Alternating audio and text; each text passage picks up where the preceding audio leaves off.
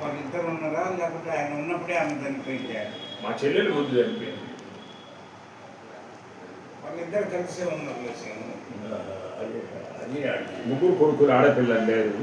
ముగ్గురు కొడుకులే. అందులో ప్రసాద్ పెద్దోడు. పెడలే అందరూ ఒకరి నుంచి ఒకరు. ఆయన సాకిండ్రా. చెప్పేది ఏంటంటే ఆయన సాకిండ్రా.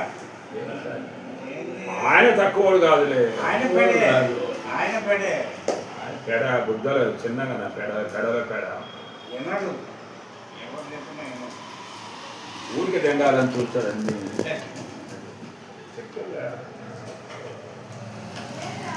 అట్లా వచ్చి చచ్చిపోవాల్సిందే ఖచ్చితంగా. నేను రావాలి.